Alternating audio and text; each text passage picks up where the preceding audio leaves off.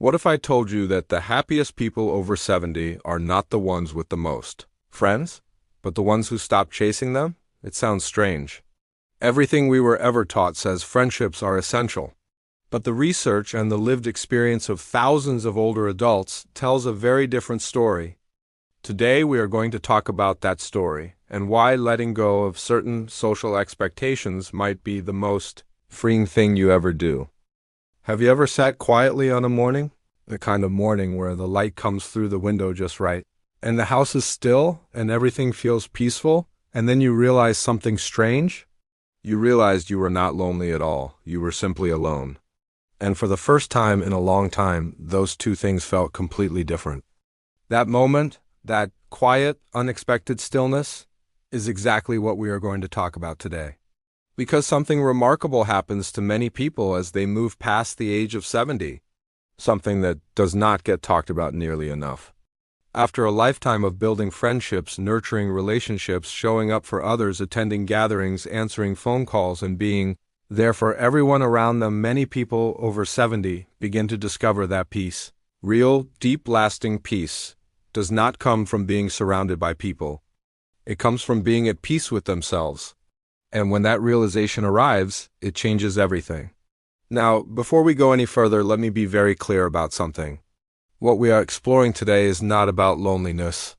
It is not about becoming bitter or cold or giving up on people. It is about wisdom. It is about the natural and healthy evolution of how we relate to others as we grow older. It is about learning that simplifying your social world is not a loss. It is, in many cases, the most profound gift you can give yourself in the later years of your life. Think about the journey that brought you to this point. When you were in your 20s and 30s, your social world was everything. You needed your friends to figure out who you were. You needed community to feel like you belonged. Every relationship served a purpose. They helped you grow. They helped you survive difficult times. They made the good times richer. Friendships in those years were like oxygen, and that was exactly as it should be. Then came your 40s and 50s. Your circle shifted. Some friendships deepened while others faded. You were busy, work, family, responsibilities, and there was a natural filtering that happened. Even if you did not fully notice it at the time, you kept the people who showed up for you. You let go, sometimes painfully, sometimes gradually, of those who did not. And now here you are, at 70 or beyond. And the rules have changed again. The question is no longer how many people you can keep in your life. The question is how deeply you can live within the life you have. And answering that question honestly often requires letting go of certain social expectations that have followed you your whole life, expectations about what friendship should look like, how often you should be in contact with people, how social you are supposed to be, and what it means if you are not. The first thing we need to talk about is emotional independence. Not the cold, disconnected kind, but the quiet, warm kind. The kind that says, I am comfortable in my own company. I do not need constant contact to feel valued. I do not need someone to check in on me every day to feel loved. I know who I am and I'm settled in that knowledge. This kind of emotional independence is one of the most beautiful things a person can develop. And most people who develop it say the same thing. It did not come from never being hurt. It came from being hurt, from being let down, from watching friendships fade, from realizing that depending too heavily on other people for your sense of self is a fragile way to live. And rather than becoming bitter about that, they became free. When you are emotionally independent, you stop tracking who called and who did not. You stop measuring your worth by how many people came to your birthday, or how many texts you received, or whether your neighbor stopped by to say hello. You stop keeping score. And the moment you stop keeping score, you realize something astonishing. You realize that most of the unhappiness you felt in your social life was not because people abandoned you. It was because you were measuring love in units that did not actually reflect love at all. Real love, real connection, is not measured in frequency, it is measured in depth. And there are people in your life right now, perhaps just one or two, perhaps a handful, who know you deeply, who love you truly, and who do not need to be in constant contact to make that love real. Those relationships are priceless. And when you stop chasing the noise of a large social circle, You make more room for the richness of those deep connections. There's also something important to understand about how emotional labor changes as we age. When you were younger, you had the energy to manage complex social dynamics. You could absorb a friend's complaints without it draining you. You could show up to events you did not want to attend and still find something to enjoy. You had reserves of patience and resilience that made all of that manageable. But as we age, those reserves shift. Not because we become weaker, but because we become wiser. We begin to understand that energy is not unlimited. We begin to feel more clearly than ever before when a relationship is nourishing us and when it is depleting us. And we begin, gently but firmly, to choose nourishment over depletion. That is not selfishness. That is self-awareness. And it is one of the greatest gifts that age can bring. So, if you have been feeling lately that certain friendships feel more like obligations than joys, you are not imagining it. You are not being ungrateful. You are listening to a wisdom that has been growing inside you for decades, finally speaking clearly enough for you to hear it. And the question is, are you willing to listen? Let us talk about stress. Because one of the things people rarely acknowledge is just how much stress can live inside a social circle, even a friendly one, even a well-meaning one. We tend to think of stress as coming from work or health problems or financial worries. And those are real sources of stress, of course. But for many people over 70, a surprising amount of their daily emotional strain comes from maintaining relationships that have simply run their course. There is the friend who calls every week, not to share something joyful or meaningful, but to complain, to tell you everything that is wrong with the world, with her health, with her children, with her neighbors. And you listen, you always listen, because that is what you have always done. That is the role you have played in this friendship for 40 years. But what if playing that role is slowly, quietly costing you more than you realize? Science has shown, and this is not a small or insignificant finding, that chronic emotional stress accelerates aging. It increases inflammation throughout the body. It weakens the immune system. It raises cortisol levels in a way that disrupts sleep, digestion, and mood.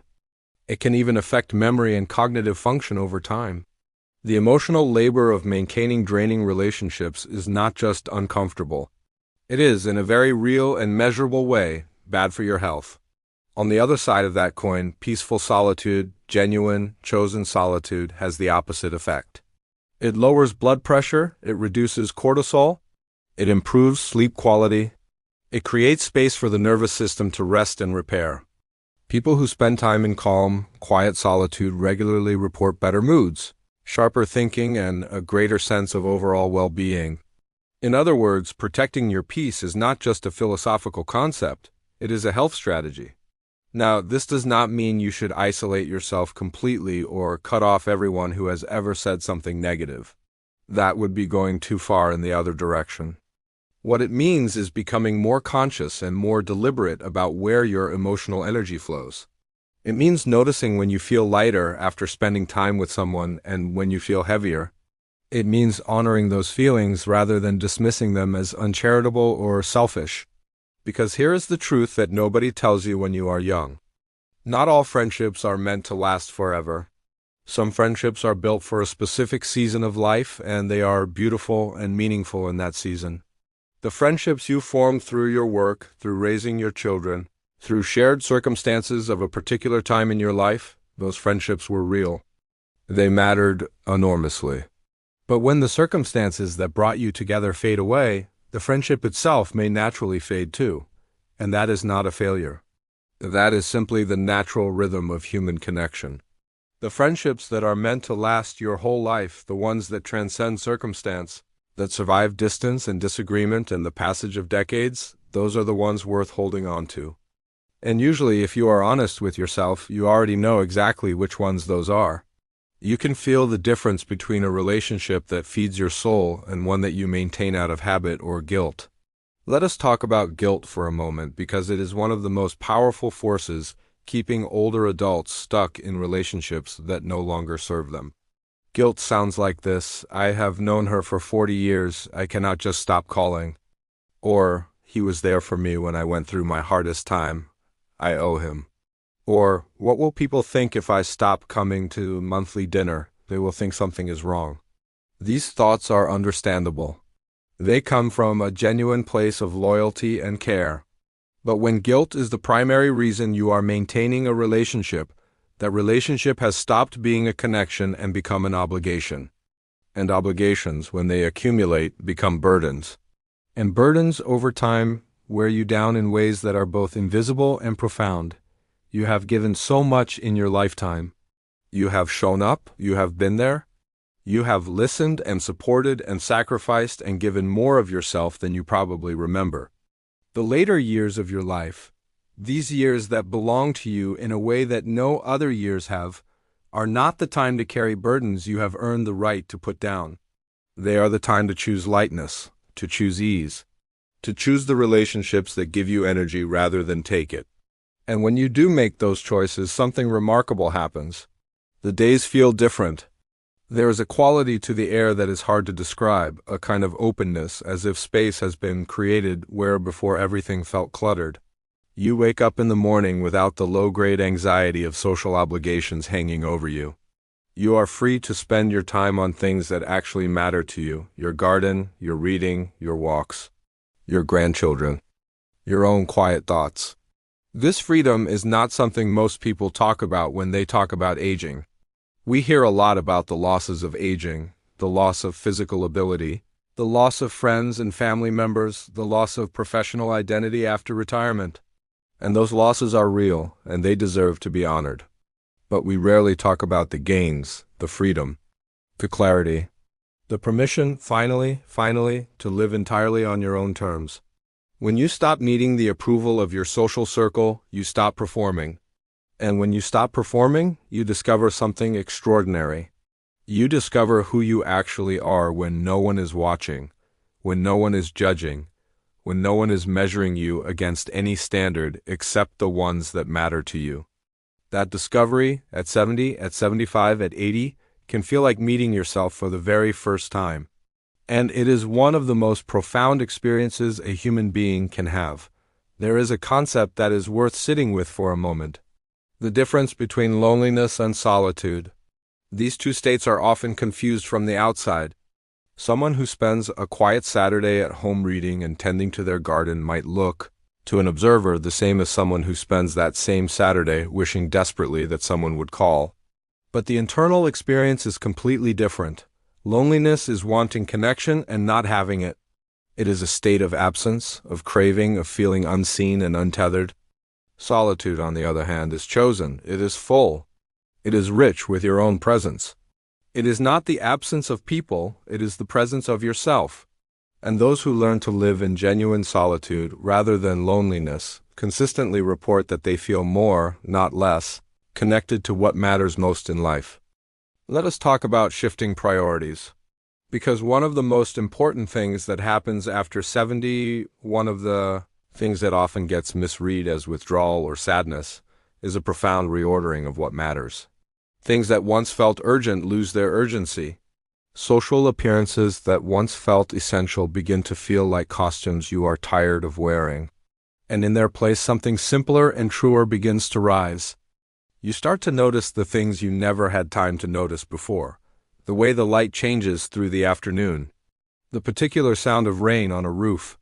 The satisfaction of a meal you cook slowly without hurrying. The pleasure of reading a book without a clock nearby. These are not small things. These are, in fact, the texture of a life fully lived, and they become available to you in their full richness when you stop filling every hour with social noise. There is a pattern that many people over 70 describe. They say that in their earlier years they were always chasing something, more success, more approval, more connection, more achievement. And then at some point, for some people gradually, for others in a single moment of clarity, the chasing stopped. Not because they gave up, but because they arrived. They arrived at the realization that everything they were chasing was already here, inside them, waiting patiently for the noise to quiet down enough to be heard. That realization, that arrival, is what we are really talking about when we talk about the freedom that can come from simplifying your social world. It is not about rejecting people. It is about accepting yourself so completely, so warmly, that you no longer need the mirror of other people's approval to know your own worth. Your worth is not determined by how many friends call you. Your worth is not measured by how busy your social calendar is. Your worth is not calculated by how indispensable you are to other people's lives. Your worth is inherent. It has always been there.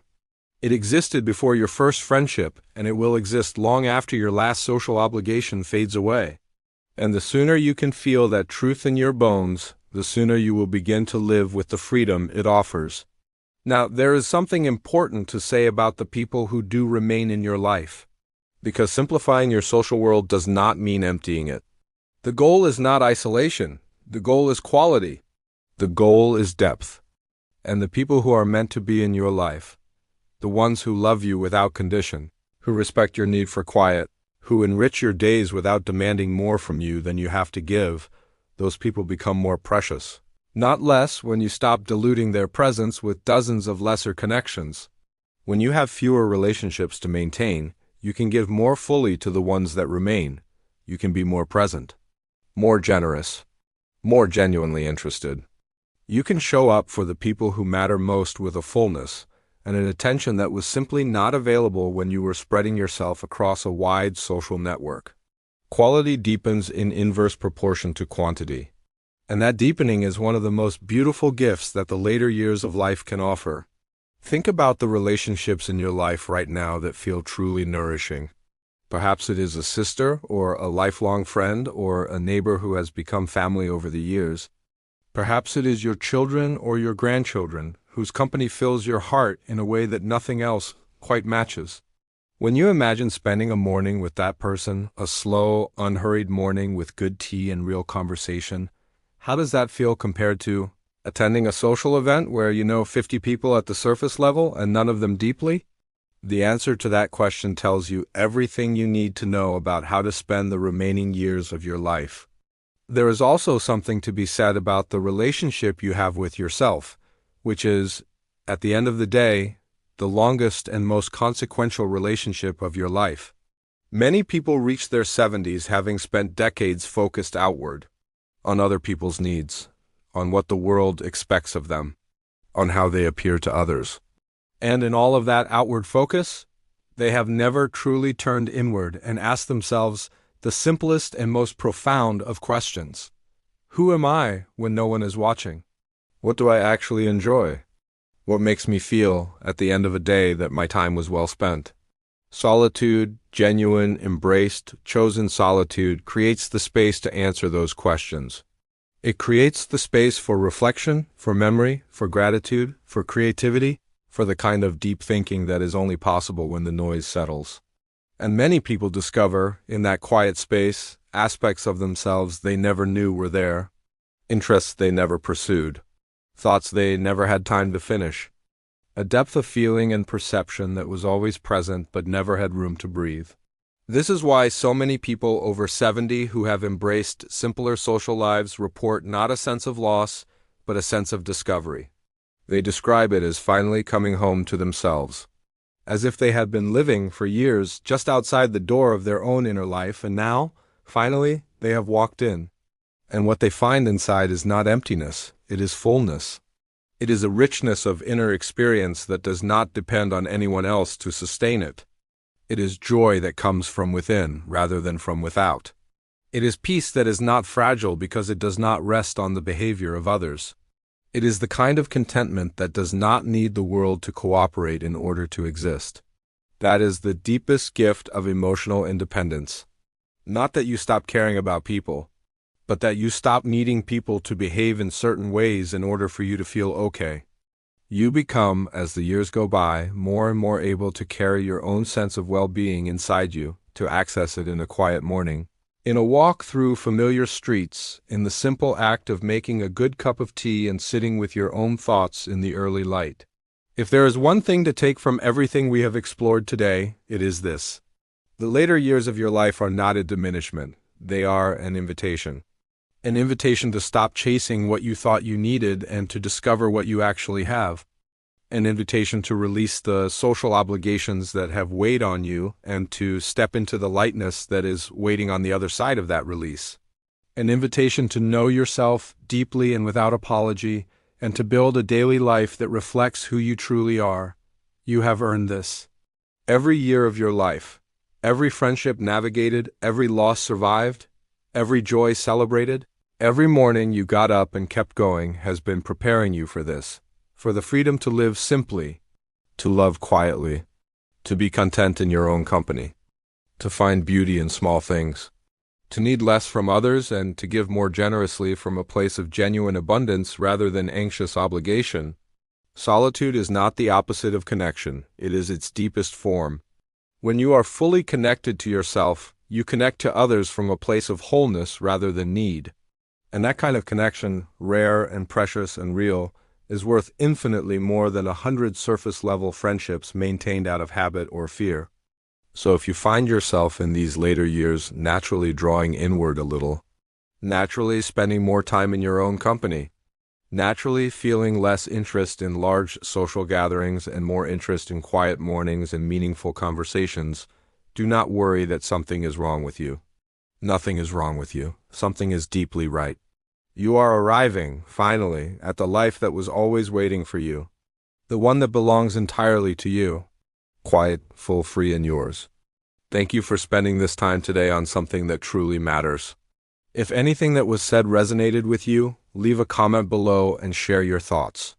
We would love to hear about your experience. And if you found this valuable, please consider sharing it with someone who might need to hear it today. Until next time, take care of your peace. It is the most precious thing you have.